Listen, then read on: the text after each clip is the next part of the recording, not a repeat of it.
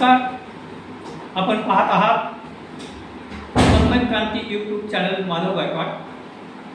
बंधू आणि भगिनींनो, आज आपण विशेष दोन व्यक्तींच्या संदर्भामध्ये या ठिकाणी बोलणार आहोत.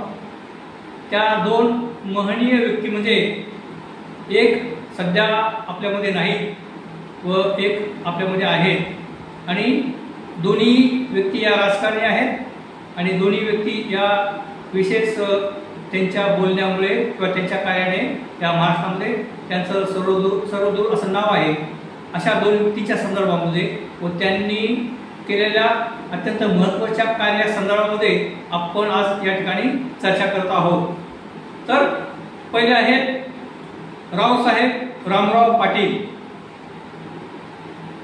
रावसाहेब रामराव पाटील म्हणजे उर्फ आर पाटील.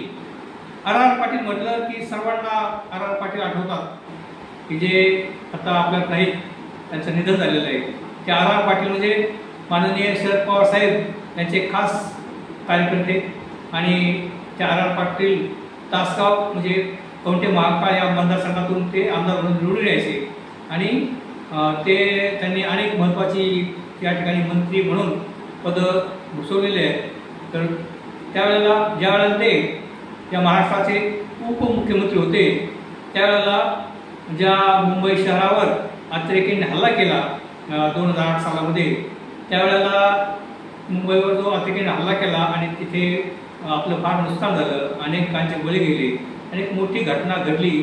त्यावेळेला हे आर पाटील म्हणजे त्यांचा हिंदी बोलण्यावर त्यांचा फार पूर्व त्यांचा त्यांना हिंदी मोठ्या प्रमाणात येत नसल्यामुळे ते हिंदी पत्रकारांना पत्रकार परिषदेमध्ये हिंदी वार्ताहरांनी किंवा हिंदी पत्रकारांनी त्यांना प्रश्न विचारला तेव्हा ते आर पाटील बोलून गेले की बड़े बड़े शहर में छोटे छोटे हादसे होते हैं. तेव्हा या वाक्यावर त्यांना उपमुख्यमंत्री पदाचा राजीनामा द्यावा लागला होता, कारण एवढी मोठी भयंकर घटना घडली आणि हे मंत्री महोदय म्हणतात की छोटी घटना आहे. तेव्हा त्यांना तो तसं बोलण्याचा त्यांचा इरादा नव्हता, परंतु हिंदी बरोबर येत नसल्यामुळे ते डायलॉग त्या काळामध्ये फार गाजलं होतं. तर ते आर पाटील. आणि तर आपल्याला महत्त्वाचा विषय या ठिकाणी हा सांगायचा आहे की पर्यावरण आणि स्वच्छता आणि ग्रामीण भाग हा विषय आपला महत्त्वाचा आहे. तेव्हा या ठिकाणी आर पाटील साहेबांनी ते ज्या वेळेला त्यांच्याकडे ग्रामविकास खातं देखील होतं, त्यावेळेला या आर पाटलांनी खूप महत्त्वाचं काम केलं की खेड्यामध्ये ग्रामीण भागामध्ये हगणदरीमुक्त गाव त्यांनी त्या महाराष्ट्रामध्ये हगणदरीमुक्त गाव म्हणून योजना राबवली, आणि त्यामुळे ग्रामीण भागामध्ये खेड्यामध्ये स्वच्छता निर्माण झाली व पावसाळ्यामध्ये रोगराई निर्माण व्हायची, ती रोगराई देखील थांबली, आणि महिलांना आणि इतर म्हणजे उघड्यावर शौचास जावाच लागत होतं, आणि हे सगळं बंद झालं. आणि त्यांनी स्कीम काढल्या, योजना काढल्या की घरोघर संडास, आणि ग्रामीण भागामध्ये ग्रामपंचायत असेल सार्वजनिक ठिकाणी संडास मोठ्या प्रमाणात बांधण्यासाठी त्यांनी अनुदान दिले व कंपल्सरी त्यांनी प्रत्येक घरामध्ये संडास झालंच पाहिजे अशा प्रकारचा कायदा केल्यामुळे आता ग्रामीण भागामध्ये स्वच्छतेचं प्रमाण मोठ्या प्रमाणात वाढलेलं आहे, आणि हगणदरी मुक्त गावं जवळजवळ झालेले आहेत. आणि त्याच्यामुळे आर पाटलांनी हे फार मोठं कार्य हे महाराष्ट्रामध्ये करून गेलेलं आहे, हे आपल्याला म्हणाव्यास वाटते. या ठिकाणी मित्रांनो, आजचा माझा विषय महत्त्वाचा म्हणजे पर्यावरणाच्या संदर्भामध्ये आहे, आणि व्यसनमुक्ती आणि जे तंबाखू, गुटखा, दारू या व्यसनापासून जो त्रास होतो आणि त्याच्यापासून देखील पर्यावरणाला धोका आहे. तर हाच धागा पकडला आपण तर आर पाटील कमी वयामध्ये त्यांचं निधन झालं, आणि सर्व मंत्र्यांमध्ये एक निष्कलंक मंत्री म्हणून आणि एक सच्चा मंत्री म्हणून त्यांच्याकडे पाहिलं जात होतं. आणि परंतु असं म्हणतात की त्या काळामध्ये तंबाखू खाण्याचं त्यांना व्यसन होतं. ग्रामीण भागातून आलेले ते ग्रस्त होते, आमदार होते, परंतु त्यांना तंबाखू खाण्याचं व्यसन होतं. खरं ते खोटं माहीत नाही, पण म्हणतात लोक. आणि त्यामुळे त्यांना जबड्याचा कॅन्सर झाला, आणि त्याच्यामध्ये एक महान व्यक्तिमत्व आणि देशासाठी महाराष्ट्रासाठी त्यांनी खूप मोठं कार्य केलं असं ते आर पाटील त्या कॅन्सरच्या मोठ्या आजारामध्ये ते त्यांचं निधन झालं. तेव्हा या ठिकाणी महत्त्वाचं म्हणजे आर पाटलांनी जे हागणदारीमुक्त गाव योजना राबवली आणि ग्रामीण भागामध्ये स्वच्छतेच्या संदर्भात त्यांनी गाडगे बाबा स्वच्छता मिशन नावाची एक त्यावेळेला चळवळ उभी केली. त्याच्यामुळे हे पर्यावरणाला मोठा हातभार लागला आणि हे कार्य त्यांनी त्या काळात मोठ्या प्रमाणात केलं होतं. त्याचप्रमाणे या मुंबई शहरामध्ये त्यांनी बार बंद केले, रात्रभर बार चालायचे किंवा जो धिंगाणा चालला होता शहरामध्ये ते बार बंद करण्यासाठी त्यांनी मोठी त्यावेळेला धडाकेबाजाची सुरुवात करून पोलिसांच्या माध्यमातून बार बंद केले होते. तर तेव्हा आर पाटलांचं असं एक मोठं कार्य आहे. दुसरे अत्यंत महत्त्वाची व्यक्ती म्हणजे या ठिकाणी आपल्याला सांगावं लागेल रामदास कदम. जे रामदास कदम माननीय शिवसेना प्रमुख याचे खास होते आणि ते रामदास कदम शिवसेना नेते ते आपले बाळासाहेब ठाकरे साहेबांना नेता म्हणायचे. तो बाळासाहेब ठाकरेच्या नंतर हेच रामदास कदम साहेब, उद्धवजी ठाकरे साहेब, आदित्य ठाकरे साहेब यांना नेते मानायचे आणि त्या काळात ते उद्धव ठाकरे साहेबांनी नंतर त्यांना मंत्री देखील केलं होतं आणि ते पर्यावरण मंत्री होते. आणि त्यावेळेला अत्यंत महत्त्वाचं म्हणजे जसं आर पाटलांनी मोठं कार्य केलं स्वच्छतेच्या संदर्भामध्ये, तसं या रामदास कदम साहेबांनी देखील प्लास्टिक मुक्ती म्हणून म्हणजे प्लास्टिकवर बंधनं आणायची म्हणून त्यांनी जोरदार तो कायदा करून त्याची अंमलबजावणी कठोरपणे अंमलबजावणी केली.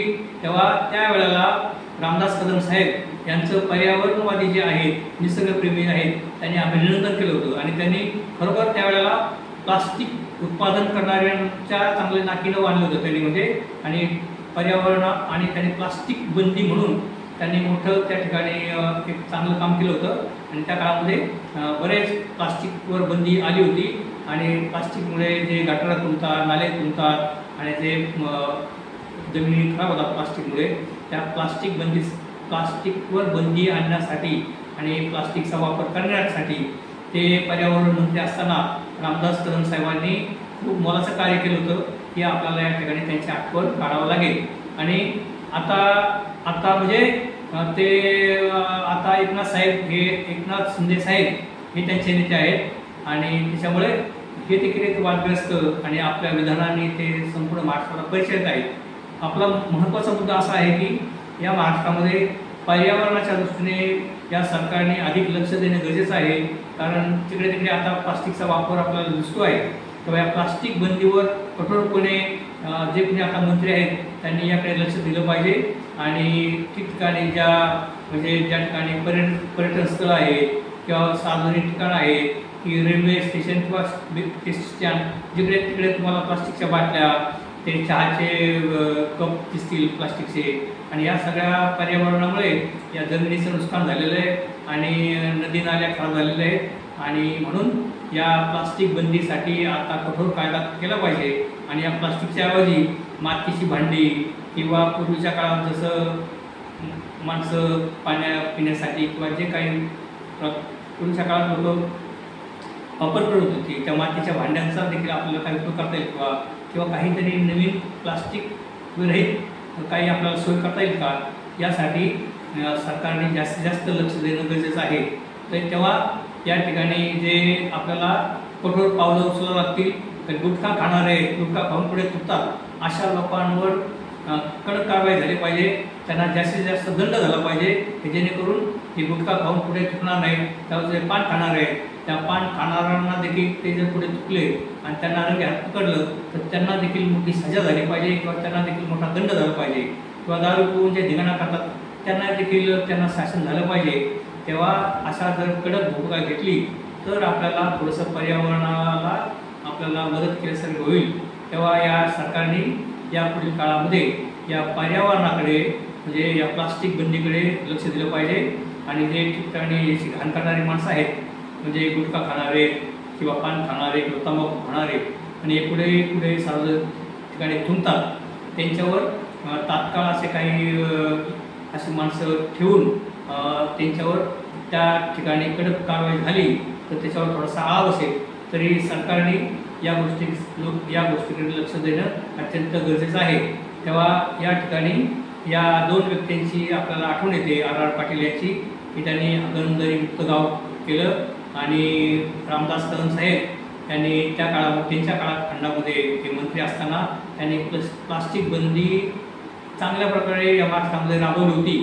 त्याच्यानंतर प्लास्टिक काय तुडबाजी झाली काय माहीत नाही, नंतर सर्वत्र प्लास्टिक आपल्याला दिसू लागलं होतं. तेव्हा या ठिकाणी फक्त आता असणाऱ्या सरकारने या पर्यावरणाकडे जास्तीत जास्त लक्ष दिलं पाहिजे व सर्व नागरिकांना देखील आपण पुढे बाहेर जात असताना इकडे तिकडे प्लास्टिकच्या बाटल्या फेकू नये किंवा आपण इतरत्र घाण करू नये आणि आपण प्रत्येकाने स्वच्छ राहण्यासाठी प्रयत्न केला पाहिजे आणि जेणेकरून आपल्यामुळे सार्वजनिक ठिकाणी काही दुर्गंधी होणार नाही. आपल्यामुळे सार्वजनिक ठिकाणी आपल्यामुळे काही कचरा पडू नये हे प्रत्येक नागरिकाने देखील याचं कर्तव्य घेतलं पाहिजे. आणि प्रत्येकाने म्हणजे विशेषतः खरं म्हणजे शेतकरी हा खरा पर्यावरणवादी आहे. शेतकऱ्यापासून या पर्यावरणाला काहीच नुकसान नाही, उलट शेतकरी सातत्याने आपल्या शेतामध्ये पिकं राबवतो, झाडं झुडू उगवतो. आता शेतकऱ्यांच्या घराच्या पुढे बंगल्याच्या पुढे भरपूर झाडं झुडपं दिसतात, फळं झाडं दिसतात आणि शेतकरी हा काळामध्ये पर्यावरणवादीच आहे.